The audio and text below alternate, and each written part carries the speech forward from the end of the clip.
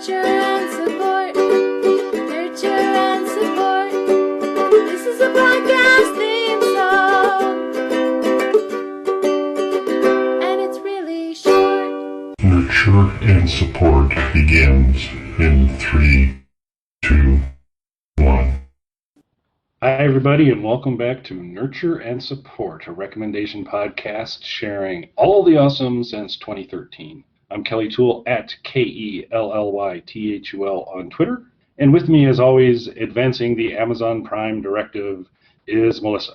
Hey everybody, it's Mel at Karmic9, and man, that Amazon Prime directive, it's hard work. It is really hard work. Directive driving is hard, yo. Yeah, it is. But it's a sweatshop in there, let me tell you.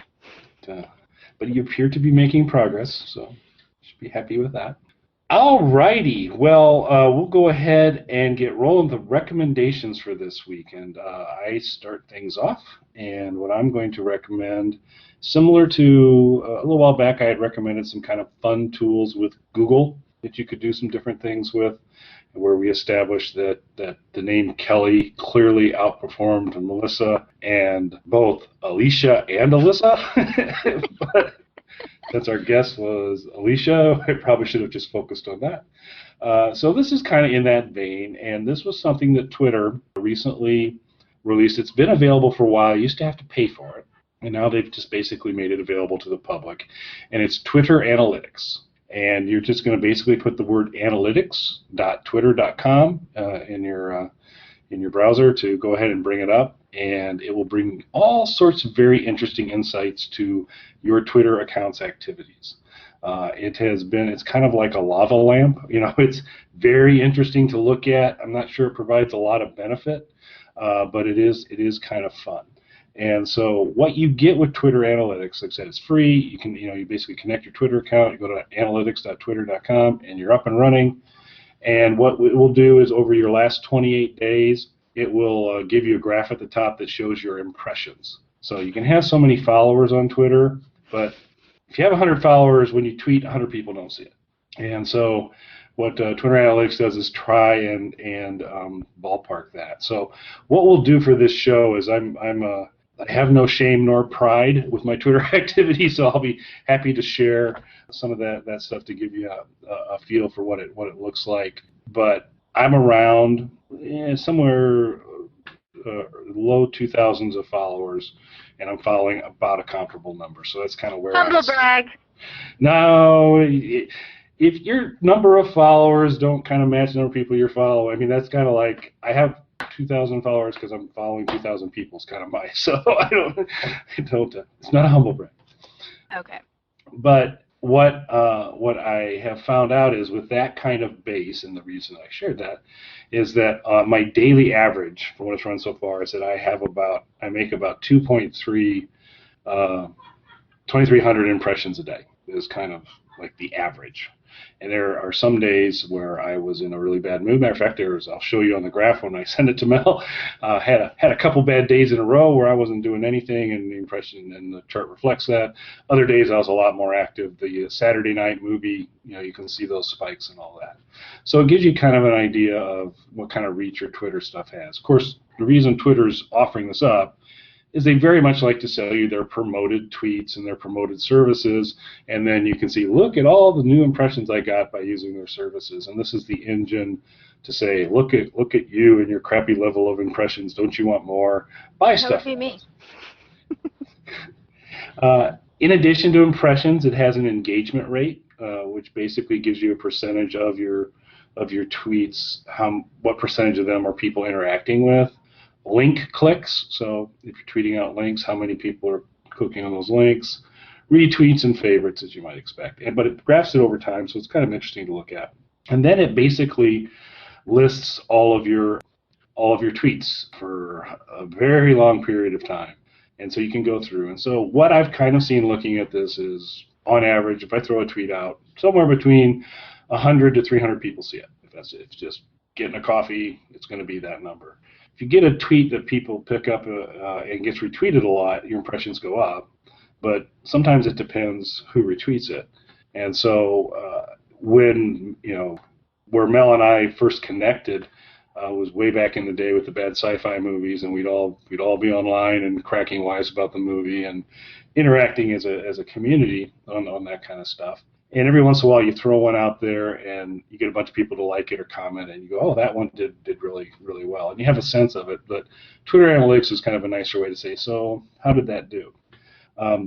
Recently, there was a movie or a new series debut on Sci-Fi called Z Nation, and a bunch of us were on tweeting away during the show, and I did manage during the show to get one tweet off that some people liked. Mel, do you happen to know what that tweet would be? I don't remember. I don't remember that far back, honestly. That is sort of the problem with all of those live tweets that we do is the feed's moving so fast that some good ones slip past you. Yeah. So I don't remember, but I don't remember yesterday very well, so don't take it personally. I'm with you. But so if you'd seen the previews for Z Nation, they teased that there might actually be a zombie baby in this show, which for us zombie fans out there is kind of a special moment. And they had the coming around the side of like a car carrier, and then this little bald-headed baby kind of goes Rawr! And zombie-looking baby, and so everyone was very excited to say, are they really going to have a zombie baby? Well, this is the asylum that does Z Nation, so of course they're going to have a zombie baby, and it's going to be wonderful. And so I was very enthusiastic about the zombie baby, and I wanted all of Twitter to be excited about it. So I tried to start a chant in Twitter, which was basically zombie baby clap, clap, clap, clap, clap. And yes, I do remember now. That was the tweet. And the asylum liked it. They retweeted it. But so that was one that ends up with about 10,000 impressions when all said and done with the retweets and favorites and all that. So I give all that out to say, oh, wow, what an interesting tweet Kelly did. But just to kind of say, this is a very interesting tool for when you put some things out, if you're interested in, if you tweeted something, what kind of activity it's getting. So again, but also point out it's basically a lava lamp. Boy, that's interesting to look at, but does it mean anything? Probably not. But it's fun. It's a good time waster from there. So you can look at your tweets. You can see the interactions. All of that is very cool and fun.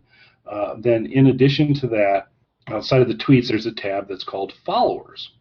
And the Followers tab takes your following, the group of people you're following, kind of tracks over time what kind of growth you're seeing. But what I find really cool about it is that it kind of creates a little block graph of how your followers break out across states and countries and all that type of thing. So kind of at a glance, you can, and it does the boxes in relative size to the number of followers you have. So not surprisingly, being an Illinois guy, the biggest state in terms of where I have followers is Illinois. But then I can kind of really quickly look and say, oh, it's California, and then it looks like Texas and Florida and New York. The UK and Canada are neck and neck. I'm not doing well in Australia. I've got to work on that. Maybe Rachel Rigg or somebody can help me out. Yes. But it helps you get the breakdown of the geography of your followers. It also breaks them down by gender, so you get a little bit of the break on the mix of that. And one of my favorite parts of it is it runs basically an algorithm to say your followers also follow. So the aggregate of all my followers, when it looks across there, it kind of comes up and says, so for instance, and I have no idea who this person is, but 24% of my followers follow, and I hope this isn't your recommendation for today, Mel. 24% of my followers follow Dr. Jefferson Briggs. He's number one on my list. Below Mashable is 23% of my followers follow that. So I have no idea who Dr. Jefferson is, but I may have to learn. Nor do I. So it's kind of an interest. So it gives you kind of a lead to say the people you're connected with on Twitter, if you value their opinions, here's the top people they're following. So you might get some good finds there. So it's worth a look there. And then it also, I'm not sure how it does this, but it breaks down your interests. So it kind of basically says what percentage, and I think there's a clearly overlap. These don't add up to 100, but they break your tweets down into what categories that you tweet most about. And I was stunned to find that the top 46% of the time I tweet in this category, and I was stunned when it wasn't Alice Cooper. I figured out it would be Alice Cooper, but it's actually comedy, music, movies, and television. Which, if you think about the big volume of live tweets we all do, that makes a lot of sense. So it gives you kind of an interesting breakdown of what Twitter's interpretation is the main themes of your tweets are. So you can get a feel on that. It breaks you down by state. It also lists the top cities for you in terms of where your followers come from. So it's just all sorts of interesting ways to kind of dissect. So it's just kind of a fun thing to kind of look around. It's entertainment. I find it kind of fun. And then particularly on live tweet nights, it's kind of fun to go in and so you can look at your tweets. You can also look at some of your interactions. So if you've retweeted somebody, you get a bit of a sense of what's happening with that tweet and all that. So it's pretty cool. So best of all, it's free. You just go ahead and go to the website, have a little bit of fun with it, and you can poke around. So that would be my recommendation for this week. Interesting. I just pulled mine up, and the guy at the top of my followers list is actually in PH, which means I have very good followers. I agree with that one. So you're saying your followers are better than my followers? Yes, because everybody knows who my top one is. That's true. Okay, there's a point there. What's your gender breakdown, if you don't mind sharing? I've got 70% male, only 30% female. Need to get some more women in here. Well, then, as with a lot of the exception of Pinterest, a lot of the platforms seem to skew male. I'm not quite. I'm like at a 58 male, 42 female right now. Well, of course, 52% of all of my tweets are about sci-fi and fantasy. No one is shocked. Now, you better not have knitting on that list anywhere. They don't have knitting, which means I need to ramp that up. Or not. They don't even list that. Wow. Yeah, I've looked a little bit at that before, and it's depressing. So if you want to be depressed by how nobody responds to any of your tweets, and don't look at this. is what I'm saying. I thought I had a pretty good day today, but according to this, no. Never mind. It was not a good day. It wasn't a good day. I thought I was doing pretty good. Oh well.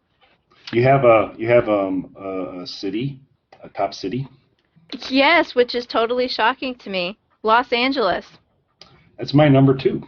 I have more followers in California than anywhere else, which I am very, very shocked by. That's new because that used to not be the case.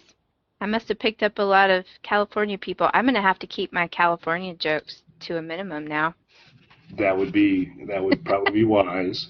Yeah, and the whole Canada thing, I probably need to rethink some of my positions I've stated on Canada in the past, because there's a what do we got here?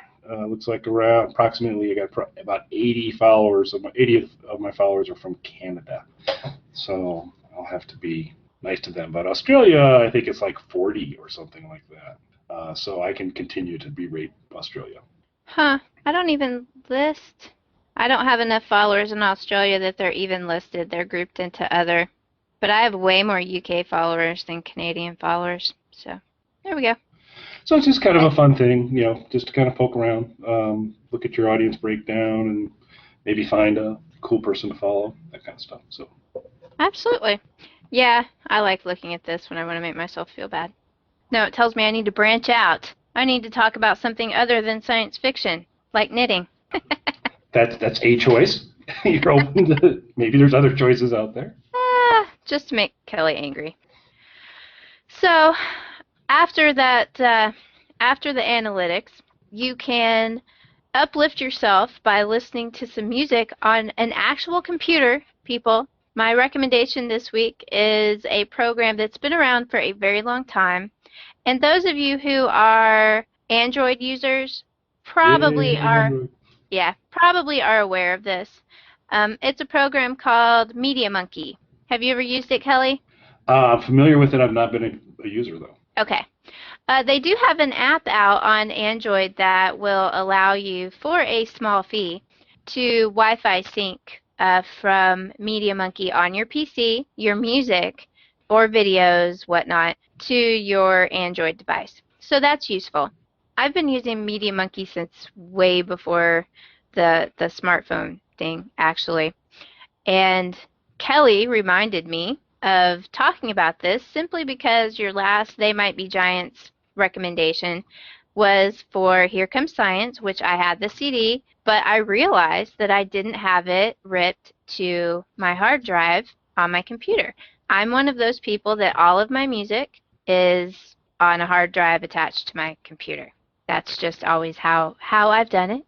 So I know a lot of people are getting away from having computers, which I find very sad. But I still keep all of my music on a hard drive that's attached to my computer. My computer is my main entertainment media center. So MediaMonkey is a great program for keeping all of that organized. I have a little pet peeve about all of my digital music files must have the correct artwork and they must have lyrics. It's a very strong feeling that I have. It's a compulsion. I can't help it. I can't stand digital music that doesn't have artwork and lyrics, and it really irritates me that they sell digital music that doesn't have the lyrics already embedded in the MP3. I mean, there's no excuse for that. They have them. I just don't understand why they don't embed them. Well, so you probably don't want to rip too many Clash CDs then, because the Clash actually took great pride for like their first 3 albums in refusing to put lyrics and then the liner notes or whatever, which was kind of really a bitter pill to swallow when you consider Joe Strummer, who I love, who's awesome, is not the most articulate. He doesn't enunciate well, Yes. and so the lyrics would actually have been very helpful. So, Absolutely, and that's always how I felt because I am one of those people who grew up singing the wrong lyrics to songs on the radio because I didn't understand what they were saying. So, when digital music came out, I was like, this is great. I can put the lyrics within the file, and then as the MP3 players got better at all of that, you could see the lyrics on your MP3 player. And it was great, and it was a revolution. And then nobody puts lyrics embedded in the MP3 tags, so you have to hunt them down yourself and manually cut and paste them into the tags, which is very time intensive. And iTunes, for those of you out there who have to use iTunes for your iDevices, iTunes is not friendly at all to lyrics viewing, period, end of story. The only way to see lyrics within iTunes, built into iTunes, is by going into the properties of each individual song. It's highly annoying, and I am not a fan of iTunes. I do love my iPhone, but I can't stand iTunes. So, a few versions ago, MediaMonkey got the ability to automatically look up lyrics and artwork. They will auto tag your files. So say you burn an entire CD to your hard drive. It will automatically look up the tag information from Amazon, and you can set which fields you want it to download, but you can automatically get it to add artwork and even lyrics now. This is new as of a couple of versions ago. And I love this feature. Now, I will say you do still have to edit the tags a little bit because most of them will still download with a bit of HTML at the top. I'm not sure where they're getting the lyrics from, but it works flawlessly, at least for me. I've had very few files that it has not been able to find lyrics for, and typically those files, if I go manually try to search for those lyrics, you can't find lyrics up for them. So it does a really good job, and this is built into the program now. You used to have to use an add-on, say Evil Lyrics or Mini Lyrics add-ons to do that, which they haven't been working for the last couple of years, at least for me. And so I love this feature, and this is really the main thing why I would recommend anybody who has a large music collection who likes to have things properly tagged to use this particular program. Now, there is a free version of MediaMonkey, which you can download. You can auto tag and you can get lyrics, but you kind of have to do it manually by each song, which this is not a hard process. There's a little button when you go into the properties of the song and look at the lyrics, and you click that little button and it downloads lyrics. For a small fee, which I want to say I think it's like $24.99 if you're going to do a yearly license. They call it a gold license. That's one for a year. You unlock a lot of other features. Now, I've been, like I said, been using this program for a very long time, and way, way, way, way long ago, I bought the lifetime gold membership. So I've been using this program forever, and I've never had to pay a dime for any of these upgrades. So I would check out the free version if you've got a lot of digital music that you would either like to clean up the tags on, or get the artwork for, or get lyrics put in for them. It's well worth the money. It makes this process so much easier than it is otherwise, and I haven't found another quote-unquote jukebox player for the PC that does anywhere as close to as good a job as MediaMonkey does. It is also open source for add-ons and plugins. They've got a very active forum of people who are making their own add-ons and plugins for all sorts of different things. It is sort of geared towards people with very large collections of music, who maybe they're DJs, things like that. MediaMonkey's very good at dealing with at ripping lossless audio, if you're into that. Most of us general users, we're just ripping MP3s.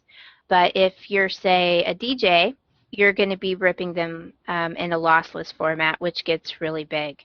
And MediaMonkey handles all of that really well. I meant to look and see how big my library is of my music files. I'll have to look it up and put it in the blog post, but mine is quite large, years and years of MP3s. And MediaMonkey handles it really, really quickly, whereas iTunes, when I have to restore my library in iTunes, it bogs down when I ask it to verify my library, because it takes it quite a while to go through and do all of that. MediaMonkey does it very, very quickly, and it rescans your library to auto-update tracks new tracks that you've downloaded, anything like that. So if you're not keeping all of your music in the cloud these days, and you'd like it on a computer in your home, I really recommend this program. At least think you should give it a try and see if you like it. In the old days, if you used Winamp, it was very reminiscent of how Winamp worked, but they have expanded it so far beyond that, and you can track all sorts of things if you're into all of the million different ways that you can track a collection like that by artist, even classical music, getting into composers and different styles. There's a lot of different ways that you can keep track of a very large music collection in here if you're one of those that needs to do that. Most of us don't. We're perfectly happy with artist and album. So it works great for that. It will automatically download lyrics, which is a big thing for me, and artwork, because nothing makes me angrier than to have that blank square come up on my iPhone that I don't have music for that file, or I don't have artwork for that file. It really, really, really irritates me. That's an interesting thing to cut that deep for you. I know, but I used to be a really big music nerd back in the days. I'm not much anymore. I haven't been able to keep up with all this newfangled music these days. But there was a time when I was very, very, very into a lot of indie music, and I had to have artwork and lyrics, man. Had to. It was a compulsion. And now that I've gotten back into using MediaMonkey, it will scan and tell me all of the tracks that I don't have lyrics for, or all of the tracks, and it will tell me you don't have artwork for these. So I have to go fix that. And since you reminded me of all of this, I have spent a very long time going through my music library trying to fix these things that have gotten away from me. Now, I will say that if you are an iPhone user and hate iTunes the way that I do, you can even use MediaMonkey to sync music to your iDevices. However, usually with every new operating system update that Apple pushes out, it usually breaks that sync functionality until somebody figures it out. So with iOS 8 coming out, it may not be syncing right now. I have not tested that as it's just released. So they will get that fixed. They have every time that that has happened, and it works great. But that is the easiest way to do that is to use your sync cable and actually plug it into your computer, and you just click on a file and tell it, or an entire album, and tell it to send it to your device. It's very easy. It's much faster than the sync that you do in iTunes, but of course it will not handle your apps. This is just if you want to send videos and music to your phone or your iPad through MediaMonkey. If you try to then go do music and video through iTunes, though, iTunes will not recognize the music that you have on there because it didn't put it there. So that's up to you. I just thought I would mention that if you are an iDevice user, it will probably work for you to sync your music if you choose, but I think it's well worth it just as a computer-based jukebox. It's got a bunch of different settings. It can even do, which it did this before iTunes did it, but it has a DJ setting where people can go up and put a song in. If you were having a party, they could put a song in to play next, just like iTunes can do now, but MediaMonkey's been doing that for a long time, so they did it first. So I suggest any of you with large music collections, or you would like to become a crazy lyrics freak like I am, get MediaMonkey, and you will find out that none of your tracks have lyrics in them, and you will have to fix that, and you will give yourself something to do in the upcoming holiday season. Yeah, So I'm that's all gonna I got. have to make sure my youngest daughter is aware of this because she wants to like the Clash, but she just finds it totally unacceptable. She's like, "What is he saying?" He's saying, blah, blah, blah, but it just sounds good. Whatever it is, it's cool. It's Joe Strummer. Get over it. Well, Yeah, I think it'd be sometimes you get the lyrics though, and you look at it and you go, that has to be the wrong song. And then you look it up and you go, no, that is really what they're saying. And then you don't like the song so much anymore. yeah, that can happen. So that's a danger that comes along with having the lyrics. But I'm sorry, you need to know the lyrics because you don't want to go around singing a song that you're singing the wrong lyrics to and then have somebody tell you on the street that you're wrong. So Fair enough. MediaMonkey's there to save you from that embarrassment. Cool. Excellent. Those are two good recommendations for you folks. Hope you enjoyed them. We'll go ahead and move into the social media portion of our recommendations. I've got a happy little recommendation, and it is Newsroom Typewriter, and that is at News NEWS Typewriter. And it is the account description is, I'm a 1949 newsroom typewriter trying to make it in the digital world. It was found by Peter Hartlov in the San Francisco Chronicle, his photo archive of it, and there's a picture of a 1949 newsroom typewriter. And its tweets are links to pictures from the typewriter. So you get autocorrect is for the week is the most recent tweet from it, but it's typed on there. It types, so most of it is typed in just black, but occasionally there's a little bit of red text as well, which has prompted, I don't know if it's another typewriter to challenge it or another person was saying, Newsroom Typewriter, how can you have red text as a 1949 typewriter? The devil's inside you, and all of that. But it's kind of a crotchety typewriter.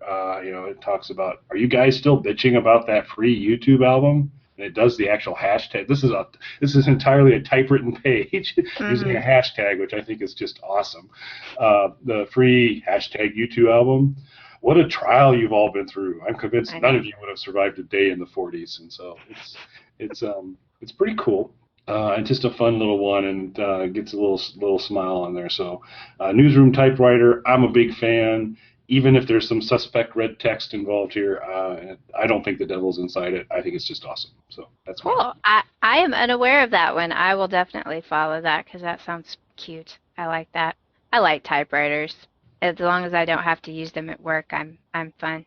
So, my social media recommendation has actually some callback to Z Nation that Kelly has just mentioned. I did not know that this actor was on Twitter, and I love him. He was in American Werewolf in Paris, which is one of my favorite movies. I just love that movie. It is Tom Everett Scott, who is, of course, in Z Nation. His Twitter handle is at Tom E. Scott, and he is, of course, verified, and his only description of himself is fake drummer. So I like him. He has been tweeting quite a lot about Z Nation. He's been interacting a lot with the fans of that show, which I always appreciate and think is cool. And he seems to be a genuinely nice guy. And I recommend all of you at least go check out his Twitter feed. And if you haven't watched Z Nation, you should probably fix that. You might like it. I'd recommend that because that's kind of fun. It's fun, and it's not. It's a zombie show, but I don't think there's any point in doing the whole Walking Dead comparison. It's just it's a different thing. But I really enjoyed the first. I really enjoyed the first episode. Yes. Not only because of the zombie baby, but certainly the zombie baby was an integral part of my enjoyment of Z Nation's first episode. Yeah, it's got some growing to do. It was just one episode, so there's going to be a lot more to come. Well, we might talk about it at some point. It might be a recommendation. Who knows? But it's zombies. I like it. I'm going to watch it just because it's got zombies. But it was fun. So I suggest you go watch at Tom E. Scott in Zombie Nation on, I think it's on Fridays. Yes, it is. Yes. So check it out and follow him. Finally something not on a Sunday, so that's good. Yes, absolutely. So I think it's time to turn everything over to Matt, who is not a zombie, and who I'm sure we will be getting on the show soon to prove that he's not a zombie. He's been gone for a while, so we'll be back. Thanks, folks. You can contact us on our website, nurtureandsupport.net, or email us at nurtandsupp@gmail.com. That's NURTANDSUPP@gmail.com. Or tweet us at nurtandsupp on Twitter. Please don't go. The drones need you. They look up to you. Nurturing and supporting Giant.